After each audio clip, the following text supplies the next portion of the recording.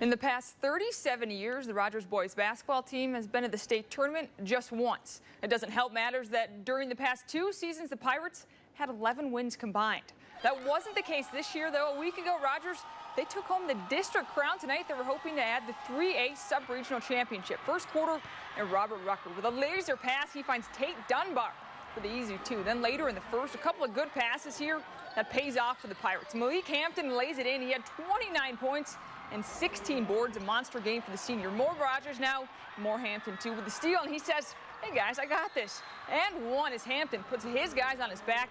He leads Rogers past Kennewick 69-59. The Pirates, they will host another regional game coming up next week.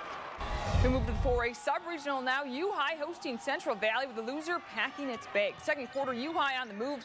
Garrett Schmurr, his shot doesn't go, but Noah Martin, he gets it to go. Titans it by 6. CV, though, they would answer the call. Tanner Sloan picking up the phone as he hits from downtown, lead down to just 5. Then it's Schmurr once again. This time, though, he won't miss. For 2 of his 12 points, it'd be just enough to. A Central Valley, they squeak past University 55-53. They'll face Meade coming up on Saturday. The Central Valley girls, they were also in action tonight, taking on LC in a loser-out game. Late in the first half, defense, that will lead to offense for the Bears. As Lexi Hall picks up the steal, lays it up and in.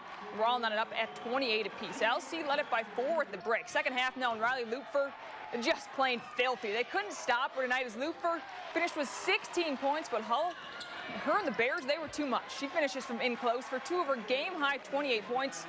Folks, she's only a freshman. A Central Valley edges out LC 57-53. We'll take on Walla Walla coming up next. At Shadle Park, the Highlanders trying to keep their season alive tonight. Highlanders out to a fast start. Nikhil Nelson with a nice move to the rack, and the lefty finish. Shadle up a pair at that point. The Braves, though, they would answer their good team as Garrett Braxton, he knocks down the 3-ball. Visitors take a 1-point lead. Later in the first, Shadle playing a little long ball of their own.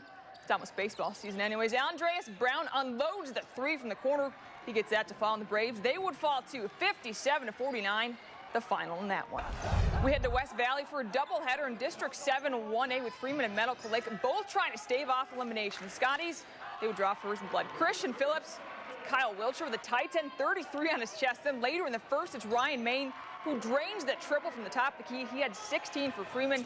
They jumped out to a 6-0 lead. Medical Lake, though, and Corey Wagner, he takes it the length of the floor for the easy deuce. Freeman, though, extended the season tonight 51-49 winners over Medical Lake. On the girls' side, Chewelah and Medical Lake, they were fighting for a spot in the next round. We picked this one up in the third. Lady Cards on the move. That's thanks to Glory Cheever. She gets the hoop to fall. Back come the Cougars, though. Caitlin Krause, she puts it up and in. We have ourselves a ball game. Fourth quarter now, final quarter play. Braden Wagner knocks down the 3, then outs it up at 35 apiece as Medical Lake, they go on to win this one, and they advance on to the next round.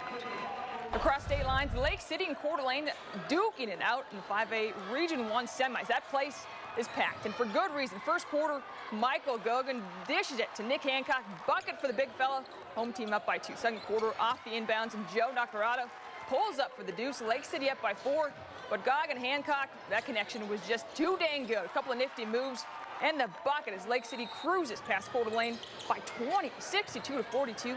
To advance to the district title game.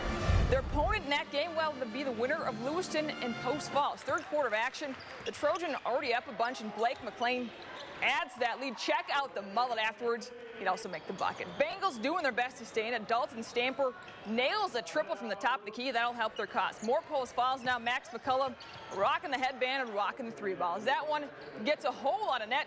Coach improved too. He might be their good luck charm as Post Falls destroys Lewiston 77-35.